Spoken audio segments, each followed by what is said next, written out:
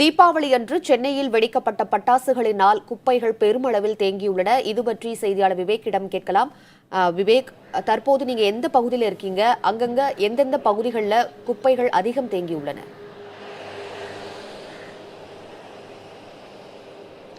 உமா, நாம் இப்பொழுது சென்னையில் இருக்கக்கூடிய அசோக் நகர் பகுதிக்கு அருகில் இருக்கிறோம்.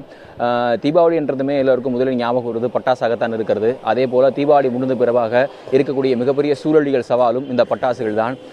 சென்னையில் மட்டும் 11 லட்சம் வீடுகளுக்கு மேலாக இருக்கின்றன. இந்த 11 லட்சம் வீடுகளில் கிட்டத்தட்ட 9 லட்சம் வீடுகளுக்கு மேலாக தீபாவளி கொண்டாட்டமானது கொண்டாடப்படுகிறது.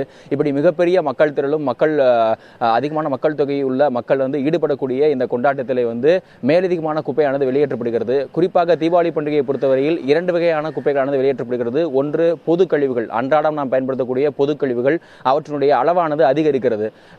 இரண்டாவது முக்கியமான சவாலாக இருக்கக்கூடியவை இந்த பட்டாசுகளால் ஏற்படக்கூடிய கழிவுகளாகும். இதனால் ஏற்படக்கூடிய விளைவுகளானதும் மிக அதிகமான அளவில் இருக்கிறது.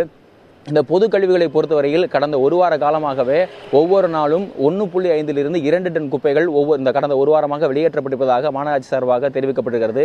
இதை தாண்டி இந்த பட்டாசு குப்பைகள் கடந்த ஆண்டை விட இந்த ஆண்டு கொஞ்சம் குறைவான அளவிலே இருப்பதாக கருதப்படுகிறது. காரணம் மழையின்மை காரணமாகவும் அதேபோல வியாபார மந்தம் காரணமும் இங்கே இருக்கக்கூடிய அரசியல் சூழ்நிலை காரணமாகவும் பட்டாசு விற்பனை இந்த கடந்த ஆண்டை விட இந்த ஆண்டு கொஞ்சம் குறைவாகவே இருப்பதாக கருதப்படுகிறது. குறிப்பாக சொல்ல வேண்டும் என்றால் தீபாவளிக்கு 2 நாட்களுக்கு முன்பு வரை 40% வியாபாரம் குறைவாக இருந்ததாக வியாபாரிகள் தரப்பில் சொல்லப்பட்டது.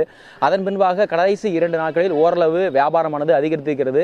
எப்படி கணக்கிட்டு பார்த்தாலும் கடந்த ஆண்டுகளை ஒப்பிடும் பொழுது குறைவாக இருந்தாலும் பரவலான முறையில் ஆங்காங்கே இருக்கக்கூடிய குடியிருப்பு பகுதிகளிலும் வணிக வளாகங்கள் பகுதிகளிலும் அதிகமான பட்டாசுகள் தொடர்ச்சியாக கடந்த 2 நாட்களாக வெடிக்கப்பட்டதை நம்மால் பார்க்க முடிந்ததுமா? விவேக், கடந்த ஒரு வார காலமாகவே குப்பைகள் அகற்றப்பட்டு வருவதாக நீங்கள் குறிப்பிட்டீங்க.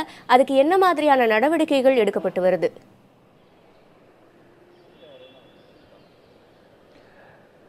சிவரஞ்சனி, இந்த குப்பைகள் அகற்றும் பணிகளுக்காக தனியார் தொண்டு நிறுவனங்கள், அதே போல சென்னை மாநகராட்சி இருக்கக்கூடிய துப்புரவு பணியாளர்கள், குப்பையை அகற்றக்கூடிய பணியாளர்கள் என பல்வேறு தரப்பிலும் ஈடுபட்டு இருக்கிறார்கள். குறிப்பாக சொல்ல வேண்டும் என்றால் தீபாவளிக்கு ஒரு நாள் முன்பாகவும், தீபாவளி அன்று இரவு, அதேபோல் தீபாவளி அன்றைக்கு மறுநாள், இந்த 3 நாட்கள் மட்டும் இரவு பணிகளை மட்டும் 1100 துப்புரவு பணியாளர்கள் சென்னை மாநகராட்சி சார்பாக ஈடுபடுத்தப்பட்டிருக்கிறார்கள்.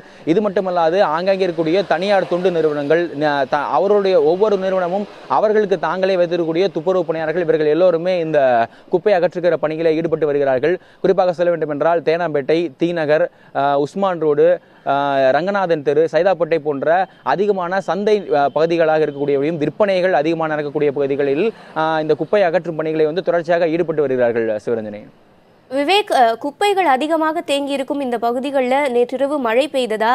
மழையினால் பணியாளர்களுக்கு குப்பைகளை அகற்றுவதில் ஏதேனும் சிரமம் ஏற்பட்டதா?